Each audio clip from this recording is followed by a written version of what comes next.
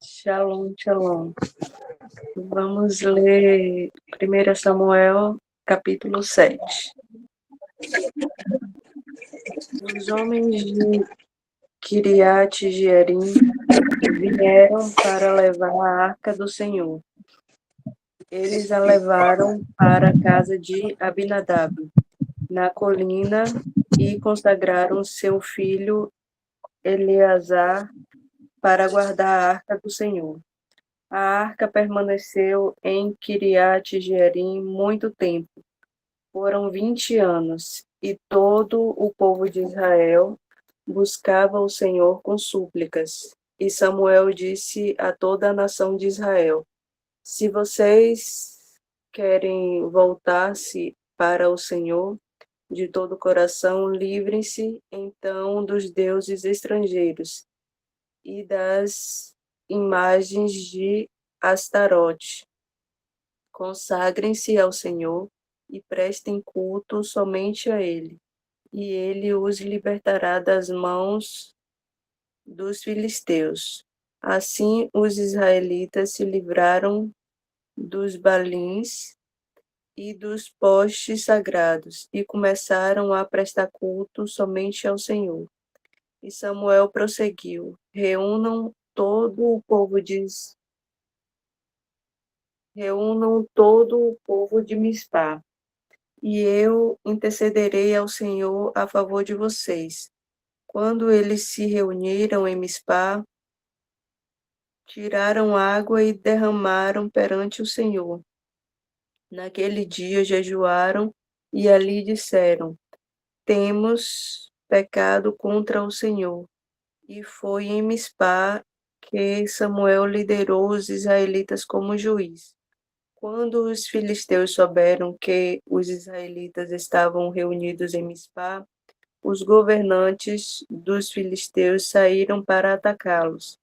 Quando os israelitas souberam disso, ficaram com medo e disseram a Samuel: Não pares de clamar por nós ao Senhor, o nosso Deus, para que nos salve das mãos dos filisteus.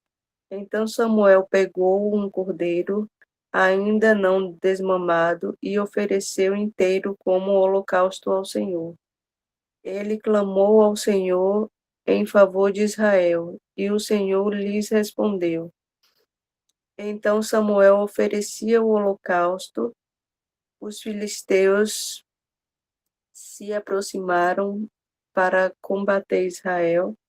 Naquele dia, porém, o Senhor trovejou com um fortíssimo estrondo contra os filisteus e os colocou em pânico, e foram derrotados por Israel.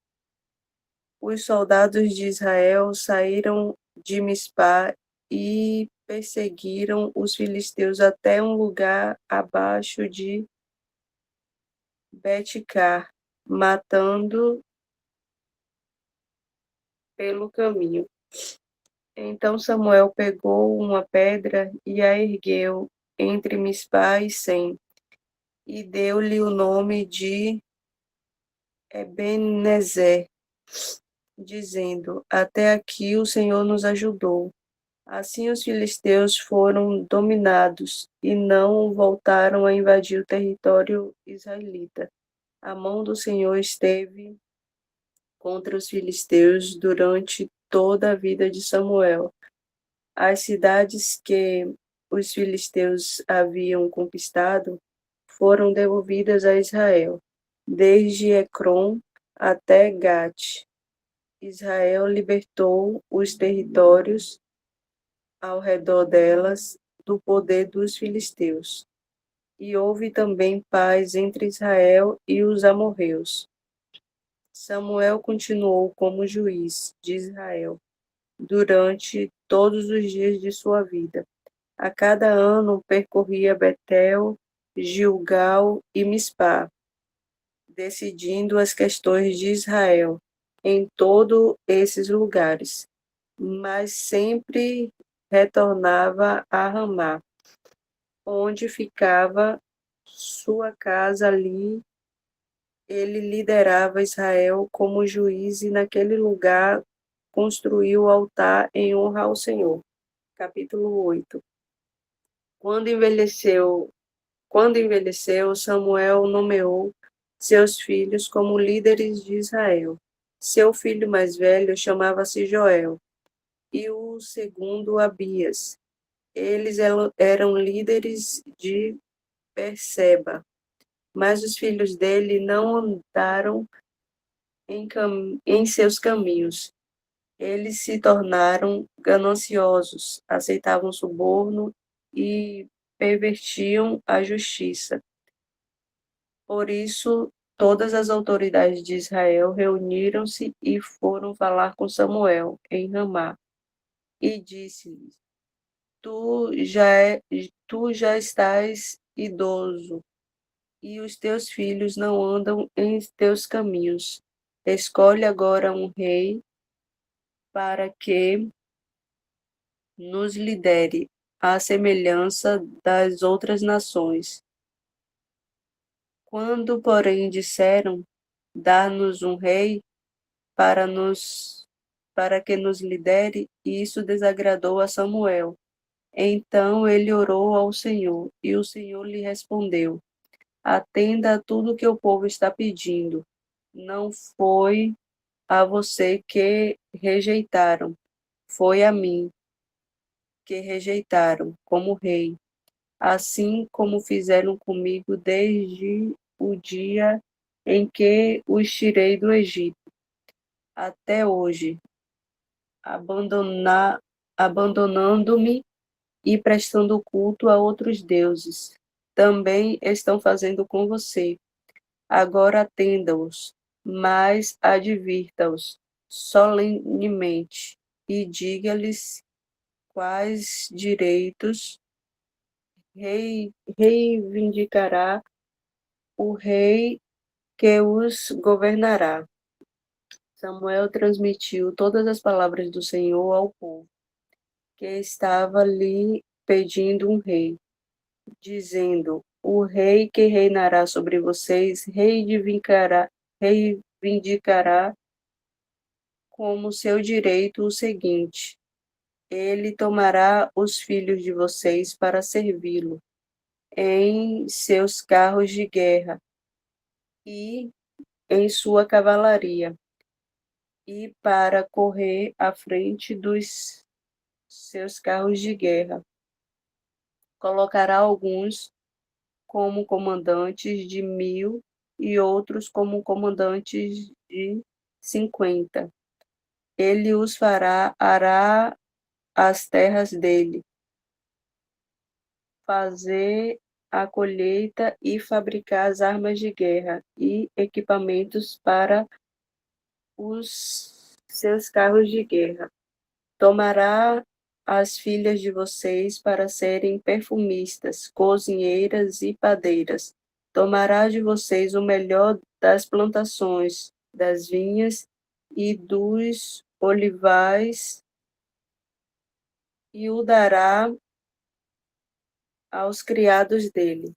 Tomará 1/10 dos cereais e das colheitas das uvas, e o dará aos oficiais e aos seus criados.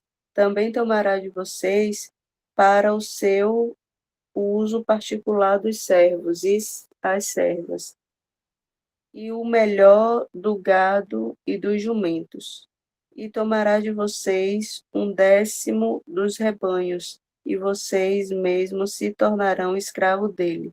Naquele dia vocês clamarão por causa do rei, que vocês mesmos escolheram, e o Senhor não os ouvirá. Todavia, o povo recusou-se a ouvir Samuel e disse: Não, queremos ter um rei. Seremos como todas as outras nações. Um rei nos governará e sairá à nossa frente para combater as nossas batalhas. Depois de ter ouvido tudo o que o povo disse, Samuel repetiu perante o Senhor. E o Senhor respondeu: Atenda-os, e dê-lhes um rei. Então Samuel disse aos homens de Israel: volte cada um para a sua cidade. Capítulo 9. Havia um homem de Benjamim, rico e influente, chamado Quis, filho de Abiel, neto de Zeró, bisneto de Becorate e trisneto de Afia. Ele tinha um filho chamado Saul, jovem de boa aparência, sem igual entre os israelitas. Os mais altos batiam em seus ombros. E aconteceu que as jumentas de Quis, pai de Saul, extraviaram-se, e ele disse a Saul: chame um dos seus servos e vá procurar as jumentas. Eles atravessaram os montes de Efraim e a região de Salisa, mas não as encontraram. Prosseguindo, entraram num distrito de Salim,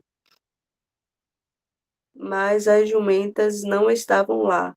Então atravessaram o território de Benjamim e o mesmo não as encontraram. Chegando ao distrito de Zuf, disse Saul ao seu servo: vamos voltar, ou meu pai deixará de pensar nas jumentas para começar a preocupar-se conosco. O servo, contudo, respondeu: nesta cidade mora um homem de Deus, que é muito respeitado. Tudo o que ele diz acontece. Vamos falar com ele, talvez ele nos aponte o caminho a seguir. Saul disse ao seu servo: se formos, o que lhes podemos dar? A comida de nossos sacos de viagem acabou. Não temos nenhum presente para levar ao homem de Deus. O que temos para oferecer? O servo lhes respondeu: tenho 3 gramas de prata, darei isto ao homem de Deus, para que ele nos aponte o caminho a seguir. Antigamente, em Israel, quando alguém ia consultar Deus, dizia: vamos ao vidente, pois o profeta de hoje era chamado vidente. E Saul concordou: muito bem, vamos. Assim, em direção à cidade onde estava o homem de Deus, ao subirem a colina para chegar à cidade, encontraram algumas jovens que estavam saindo para buscar água e perguntaram a elas: o vidente está na cidade? Elas responderam: sim, e ele está ali adiante. Apressem-se, e ele chegou hoje à cidade. Apressem-se, ele chegou hoje à cidade, porque o povo vai oferecer um sacrifício no altar que há no monte. Assim que entrarem na cidade, vocês o encontrarão, antes que subam ao altar do monte para comer. O povo não começará a comer antes que ele chegue, pois ele deve abençoar o sacrifício. Depois disso, os convidados irão comer. Suba agora e vocês logo o encontrarão. E eles foram à cidade e, ao entrarem, Samuel vinha na direção deles, a caminho do altar do monte. No dia anterior à chegada de Saul, o Senhor havia revelado isto a Samuel: amanhã, por volta desta hora, enviarei a você um homem da terra de Benjamim, unjam como líder sobre Israel. O meu povo, ele libertará o meu povo das mãos dos filisteus. Atentei para o meu povo, pois o seu clamor chegou a mim. Quando Samuel viu Saul, o Senhor lhe disse: este é o homem de quem falei, ele governará o meu povo. Saul aproximou-se de Samuel na entrada da cidade e lhe perguntou: Por favor, pode me dizer onde é a casa do vidente? Respondeu Samuel: Eu sou o vidente. Vá à minha frente para o altar, pois hoje você comerá comigo. Amanhã cedo eu contarei a você tudo o que quer saber e o deixarei ir. Quando as jumentas que você perdeu, quanto às jumentas que você perdeu, há 3 dias. Há 3 dias, não se preocupe com elas, já foram encontradas. E a quem pertencerá tudo o que é precioso em Israel, senão a você e a toda a família de seu pai? Samuel respondeu: Acaso não sou eu um benjamita da melhor das tribos de Israel? E não é o meu clã o mais insignificante de todos os clãs da tribo de Benjamim? Por que estás dizendo tudo isso? Então Samuel levou Saul e seu servo para a sala e lhes deu o lugar de honra entre os convidados, a cerca de 30 pessoas, e disse ao cozinheiro: Traga-me a porção de carne que entreguei a você e mandei reservar. O cozinheiro pegou a coxa do animal com o que estava sobre ela e colocou tudo diante de Saul. E disse Samuel: Aqui está o que foi reservado para você. Coma desde o momento em que eu disse: Tenho convidados. Essa parte foi separada para você, para esta ocasião. E Saul comeu com Samuel naquele dia. Depois que desceu do altar do monte para a cidade, Samuel conversou com Saul no terraço de sua casa. Ao romper do dia, quando se levantaram, Samuel chamou Saul no terraço e disse: Levante-se e eu o acompanharei, e depois você seguirá a viagem. Saul se levantou e saiu com Samuel. Então desciam para a sua saída da cidade. Samuel disse a Saul: Diga ao servo que vá na frente. O servo foi e Samuel prosseguiu: Fique você aqui um instante, para que eu dê a você uma mensagem da parte de Deus. Provérbios 25:15. Com muita paciência, pode convencer a autoridade, e a língua branda quebra até os ossos. Se você encontrar mel, coma apenas o suficiente para que não fique enjoado e vomite. Não faça visitas frequentes à casa do seu vizinho, para que ele não se canse de você e passe a odiá-lo. Como um pedaço de, como um pedaço de pau, uma espada ou uma flecha aguda é o que dá falso testemunho contra o seu próximo. Como o dente estragado ou o pé deslocado é a confiança do hipócrita na hora da dificuldade. Como tirar a própria roupa num dia de frio ou derramar vinagre numa ferida é cantar com o coração entristecido. Se o seu inimigo tiver fome, dê-lhes de comer, e se tiver sede, dê-lhes de beber. Fazendo isto, você amontoará brasas vivas sobre a cabeça dele e o Senhor recompensará vocês. Como o vento do norte traz a chuva, assim a língua fingida traz o olhar irado. Melhor é viver num canto, sob o telhado, do que repartir a casa com uma mulher briguenta. Como a água fresca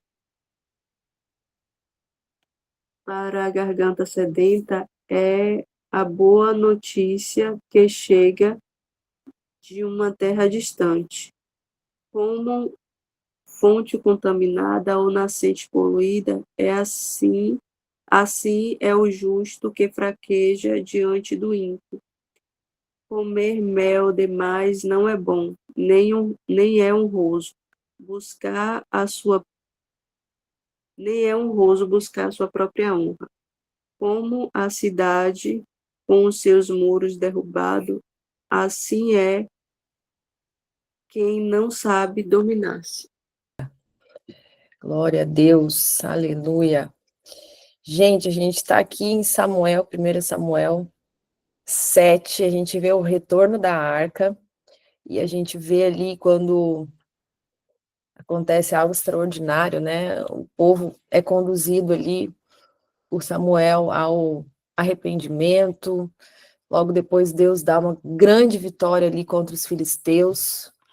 Ele intervém poderosamente, dando a vitória. E aí, no capítulo 8, a gente vê que Israel quer ser como as outras nações, né? Que é um modelo de liderança, que é um rei, né? E os filhos de Samuel acabam não seguindo os caminhos justos de Samuel ali, e o povo vai pedir um rei. Ele rejeita a direção direta de Deus e ele pede um rei. E aí Samuel vai e alerta o povo sobre os perigos, né, de um reinado humano. Mas Deus, ele instrui a Samuel a atender o pedido do povo, embora representasse uma rejeição a ele. E aqui tem uma lição tremenda para as nossas vidas. E a gente consegue ver que nesse trecho como Deus trabalha. A gente vê também o caráter de Deus aqui, né? É um trecho da palavra que revela muitas coisas acerca do reino, acerca como Deus age, como Deus se move. Então eu vou falar bem rapidamente para passar para a nossa querida Karine, a porção do homem hoje. Mas vamos lá. A gente tem aqui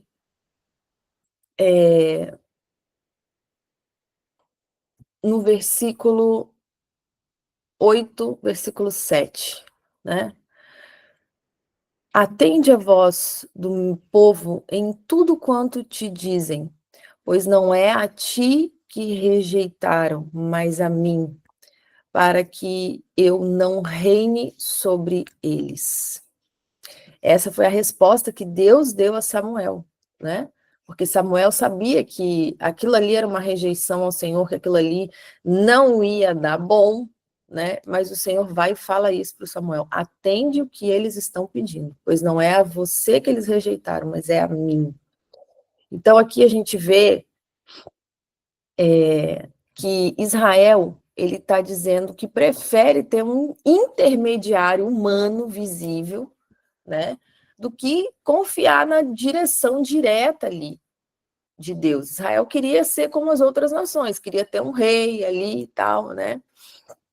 Então, é a tendência do homem de querer algo tangível, né, palpável, ao aquilo que transcende, né, que é transcendente. Então, essa tendência do homem, do imediatismo, de ver, de tocar, né? E Israel, quando quer ser como as outras nações, estava rejeitando a sua identidade única, né? Eles tinham algo diferente, especial, eles eram distintos. E eles estavam rejeitando essa distinção, né? Eles queriam ser como as outras nações ali, ao redor, né? Porque Israel não tinha um rei humano, mas eles eram governados diretamente por Deus. Olha que extraordinário, né? Então, um pedido de um rei era o quê? Literalmente uma rejeição. Era uma rejeição da liderança que Deus exercia sobre eles, né? Então, a gente vê que a resposta do Senhor aqui, queridos, ela vem com um paradoxo muito profundo, né, que revela detalhes aqui sobre a natureza de Deus. E aí o Senhor vai dizer, né, atende a voz do povo. Só que Deus vai falar assim, ó, no entanto, né, mostra para eles, explica para eles qual será o proceder do rei que houver de reinar sobre eles, né? Não tinha. Então, olha só, o povo estava pedindo algo que não era o melhor caminho. Mas aqui a gente vê que Deus, ele procede com uma concessão permissiva. Então, aqui, queridos, é a vontade permissiva de Deus, certo? Deus vai dizer para Samuel, ok, eles estão querendo isso, então dê isso a eles. Aqui é uma manifestação da vontade permissiva de Deus, quando ele permite que os caminhos humanos, né, que não são os seus caminhos, que não é o plano ideal, né? Se você quer, ok, não é o meu plano ideal, não vai ser o melhor para você. Mas se é isso que você quer, Deus ele está permitindo, né? Então, por exemplo, questão aqui, quando a gente vê no Êxodo, aconteceu trechos assim, né, sobre quando Moisés ele vai falar sobre a questão do divórcio, né? A permissão do divórcio que Moisés concedeu foi por causa da dureza dos corações, né? Então tá em Mateus 19:8, quando Deus libera ali as cordonizes para o povo no deserto. Ela veio o quê? Ela veio acompanhada com um julgamento. Entende? Então, embora Deus estava liberando aquilo ali que o povo queria, Deus vai instruir Samuel, né, a advertir claramente o povo sobre as consequências da escolha que eles estavam fazendo. Então, ele vai dizer ali tudo o que ia acontecer, né? Ele vai dizer ali sobre a questão da monarquia ali, né? O custo daquela monarquia que eles estavam querendo, né? Da questão militar, da questão do trabalho forçado, da questão da taxação. Ele vai dizer sobre a perda da liberdade e propriedade. Ele vai dizer sobre a inevitável opressão que ia vir junto com a instituição monárquica de um rei. Então, ele vai trazer ali, ele demonstra, quando ele está falando para Samuel dizer tudo o que vai acontecer, isso é um ato de misericórdia de Deus, né? Porque ele não permite que o povo caminhe para as suas consequências sem o pleno conhecimento. Então Deus está dizendo assim, ó, ok, vocês querem isso? As consequências são essas. Então ele estava dando conhecimento para eles, não estava deixando o povo enganado. Ele não estava permitindo sem mostrar as consequências das escolhas dele. Ó, o meu plano para você é esse. É muito melhor do que você está querendo. Mas você quer esse? Ok, vá por esse. Mas vai acontecer isso, isso, isso. Esse caminho que você está escolhendo é isso aqui. Deus ainda tem a graça, a misericórdia, a paciência de ainda revelar o que vai acontecer. E mesmo assim, o povo queria continuar na sua escolha. Alguém se identifica aí? Alguém está se identificando aí? Né? Quantas vezes Deus tem algo melhor, mas a gente quer outra coisa, depois a gente vai lá e ó, quebra a cara, literalmente. Gente, Deus, ele é um Deus que ele respeita a liberdade de escolha de cada um. Ele é um Deus que nos ama profundamente, ele tem o melhor para nós. Ele tem planos excelentes, mas ele vai respeitar a sua escolha, né? Então, Deus, ele não impõe a sua vontade sobre ninguém.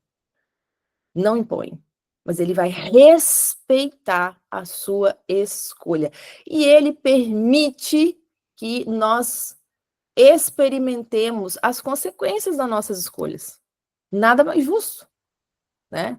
Agora, Deus, ele vai manter o seu compromisso mesmo quando ele foi rejeitado. Ele trabalhou dentro das limitações, né, que o povo impôs a relação com ele. Olha que, gente, é algo assim, é algo extraordinário. Que o povo limita ali a relação, né? E Deus trabalha mesmo assim, né? Honrando, zelando do compromisso que ele tinha com Israel, da fidelidade que ele tinha com Israel.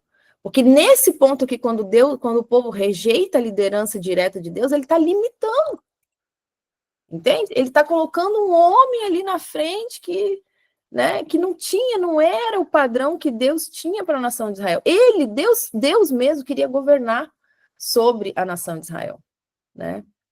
Então, é algo muito extraordinário esse trecho aqui. Eu não vou delongar mais, mas só para a gente finalizar essa reflexão de hoje, né? A gente vê que Deus, ele instrui Samuel a atender o pedido do povo, né? Mesmo isso sendo uma rejeição para ele. O povo estava literalmente, Deus sabia que essa escolha era uma rejeição, né? Então, isso mostra para nós o quê? A complexidade do relacionamento do homem para com Deus, né? Quantas vezes o homem ainda quer aquilo que é tangível? Por quê? Porque a sua confiança é tão pequena, é tão limitada naquilo que ele não vê, no sobrenatural, naquilo que transcende a mente dele, né?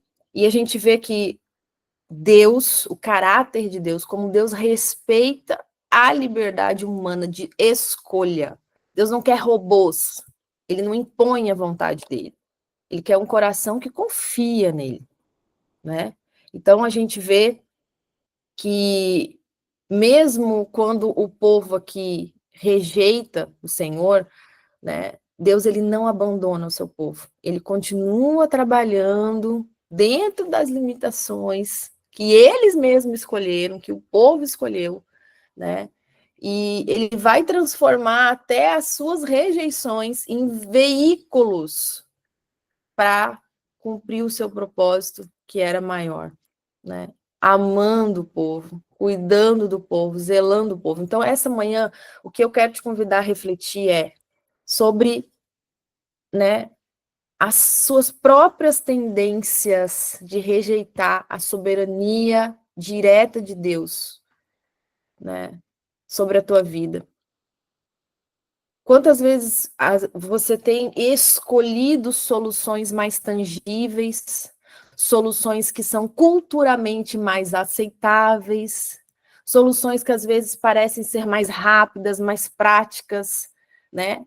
Ao invés de confiar no caminho do Senhor, ao invés de esperar o tempo dele, ao invés de aceitar o processo, ao invés de confiar que o amor dele sobre a sua vida é extremamente poderoso, que o plano dele para a sua vida é o melhor, né? Mesmo quando tudo que está acontecendo parece, né, contra-intuitivo, contra-cultural, né, contra aquilo, as coisas que estão acontecendo, as circunstâncias parecem contrárias. Então, nesta manhã, queridos, que nós possamos abrir os nossos olhos e se entregar ao plano do Senhor, à vontade dele, à direção dele, à soberania dele sobre as nossas vidas. Porque isso também é demonstração de amor por ele. Isso é demonstração de confiança, não importa o que está acontecendo, não importa, né, se culturalmente é melhor, se tangível é melhor, não importa, eu não preciso ver para crer, eu não preciso caminhar por aquilo que os meus olhos estão vendo, eu não me guio por vistas, eu não me guio por circunstâncias, eu me guio pela minha fé, pelo meu amor e pela fidelidade de Deus sobre a minha vida. Amém? Que o Senhor estabeleça essa verdade no teu coração e você tenha coragem, seja ousado para confiar e caminhar nos planos que Ele tem para a sua vida. Em nome de Yeshua HaMashiach.